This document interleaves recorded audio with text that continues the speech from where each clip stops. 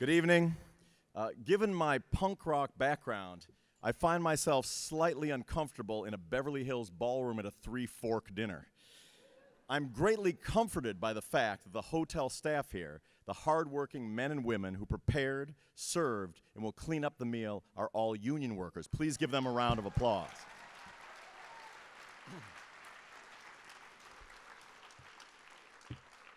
It is a great honor to present the ACLU Bill of Rights Award to Cameron Strang for three very meaningful reasons: the ACLU, the Bill of Rights, and Cameron Strang. The ACLU was quite significant in my political awakening and in forging my deeply held belief that any one of us, through courage and fortitude, can have our hands on the wheel of history. I was 16 years old. I worked on my high school newspaper, Drops of Ink, in sleepy Libertyville, Illinois. There was a mass walkout on the paper over prescribed content. The school wanted us to write about prom. We wanted to write about apartheid, Central American death squads, and the fact that the dean was a dick. We formed our own underground newspaper, the Student Pulse, and covered those topics in exhaustive detail. The school administration attempted to shut us down, and so we called the ACLU. With the help of the ACLU, a handful of 16-year-olds gave the Libertyville public school system a civics lesson they would not soon forget. And my trajectory as a young rabble-rouser was fixed in place. Throughout Cameron Strang's career, he has fearlessly promoted, fostered, and harbored artists whom, without the Bill of Rights and its cornerstone First Amendment, would likely be waterboarded in a Karl Rove gulag. While running New West Records, Cam's lineup of Chris Christopherson, Steve Earle, and myself is likely the greatest trifecta of treasonous commie pinkos under one label moniker in the history of the record business.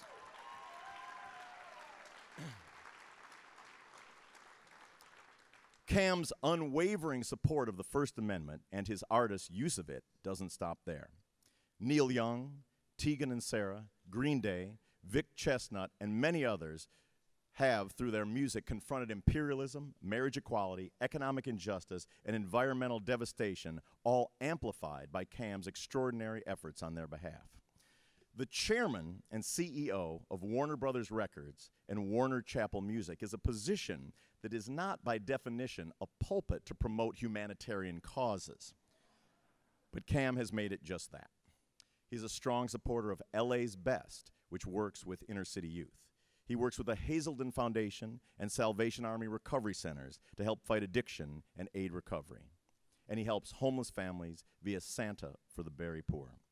For his strong support of humanitarian causes, for his fearless representation and promotion of artists with strong political beliefs, and because he's a good friend and an authentically great dude, it is my great honor to induct Cameron Strang into the golden circle of ACLU Illuminati by presenting him with the American Civil Liberties Union Bill of Rights Award.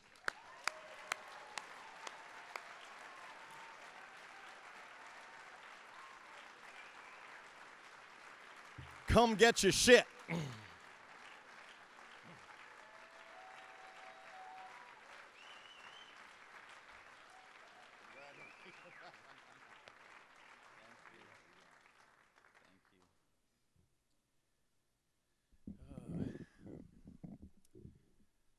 Well, I think I've done my part, really, getting Tom and Steve Earle here. I don't know that there's much else I can do for y'all. Tom, thank you for the introduction. Really, I'm honored to receive this award from you. You know, there are few artists of our generation that have had voices impactful as Tom Morello. You know, his dedication to helping others, his passion to make music a positive force in the world is second to none. And I'm really just incredibly honored to be here with you.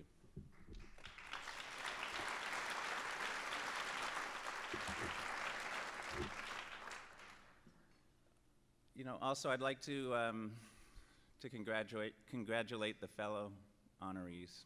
You know, Jim Burke, Cyndi Lauper, Marvin Schechter, Elizabeth Warren. You know, it's incredible for me to be in your company. You're an esteemed group, and I'm honored to be here with you.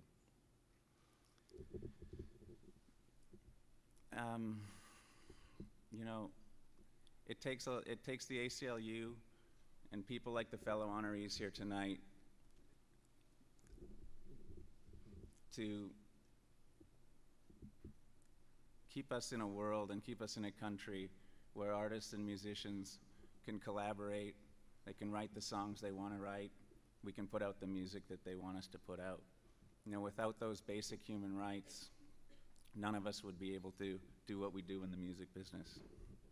You know, there's a few people here that I would like to thank, mainly because, you know, without them, I wouldn't be here.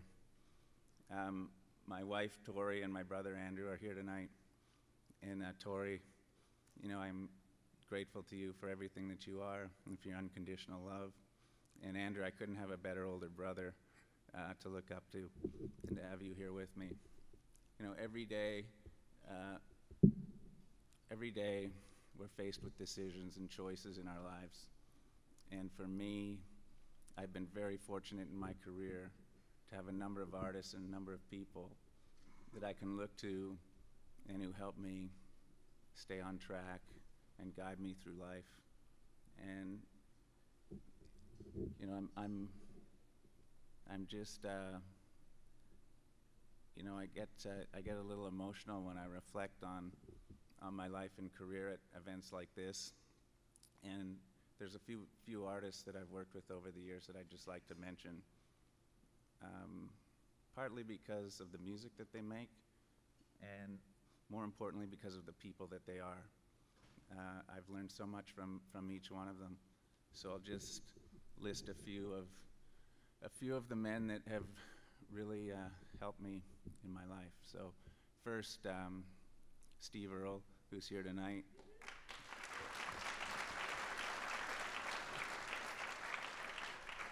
You know, not only am I a fan of his music, but as a person, you know, he walks in some pretty big shoes, and he does a lot that a lot of us look up to every day to keep himself healthy and in a place where he can do what he does. Chris Christopherson, who, you know, his humanitarian efforts, his songwriting has really changed really changed the face of American country music. But even more importantly, his loyalty as a friend and as a mentor is really second to none. You know, Vic Chestnut is someone who I was fortunate enough that Peter introduced me to. And spending a weekend with Vic really opened my eyes to what it's like to live in a wheelchair. And, you know, that's something that we can't experience, but groups like the ACLU, you know, help make sure that those people are able to do their thing. And Delbert McClinton, who's one of the great American songwriters of all time and singers of all time, really his faith in me and his belief in me helped me a lot. You know, we live in a country where our artists are free to collaborate and make their music. Without those basic freedoms, many of the artists we admire most would not have written the special songs that mean so much to us. You know, I was fortunate to grow up in a house full of music. My dad's an opera fanatic. My older brothers listened to all kinds of great music. And as a young man, music was really an important force in my life. About 20 years ago, I decided to start a record label, which is an odd thing to do, but nonetheless, I was driven to do it for some reason. You know, and we started with I started. For a number of years, I was the only employee, and then Peter joined me, and we worked out of my house, and then we got an office with no windows on Olympic Boulevard. But, you know, we hoped that the music we released would make a difference in people's lives the same way it had made in our lives. And since then, you know, the music and the people who make it have taken me on a journey which is really more fulfilling than I could have ever imagined.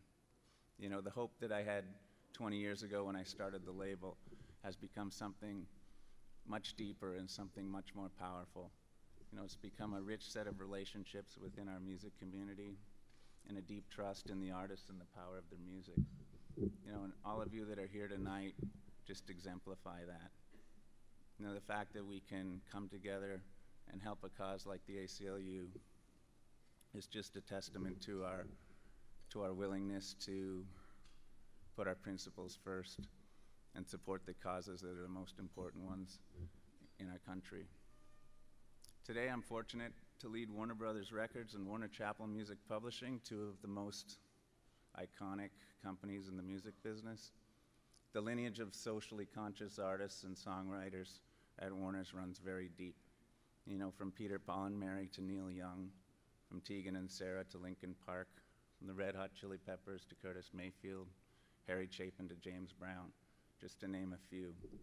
You know, and it's a testament to those who came before us and before me, and it's a testament to the culture of the company that we have such a rich history. It's up to us working at Warner today and to the people in this room to make sure the future is as rich as the past. We've all experienced the power of music in our lives. I've been incredibly fortunate to work with artists and songwriters who courageously speak out and have spoken out against social injustice and championed human rights. And what's been affirmed to me over and over again is that songs can change people and people can change the world. Songs can inspire hearts and minds. They can inspire people to stand up and make a difference. Most importantly, you know, they have a quieter, more personal power. You know, songs inspire us to get up and keep going. They help us grieve the loss of a loved one. They help us celebrate good times and find a way to make our lives richer and the world a better place. I'm always amazed at the songs and the music that the artists create. You know, they seem to have a bottomless well of great songs, and the power of the songs is infinite. And none of it would be possible without the freedoms and the basic freedoms that we live with every day and that are protected by the ACLU. In this day and age, it's probably harder today than ever, although probably just as hard back then too. But you know, it's harder than ever for artists to speak out against social change, be critical of certain things, and still break into the mainstream. You know, our business moves at a lightning pace. There's a lot of us here in the music business. And it's important that from time to time, we find the time for a diverse set of artists and help them flourish. You know, what the ACLU does every day, on a daily basis, is at the very core of protecting the freedoms that we cherish. If songs have often been the rallying cry for those freedoms, it's the ACLU that's in the trenches making it happen. The work they do is courageous and difficult and inspirational and above all essential. I'm truly humbled by this honor and proud to accept the award. It really belongs to all the artists and the songwriters, past and present, who tap into the spirit of freedom and justice and make our lives better in the process. So thank you all very much for coming.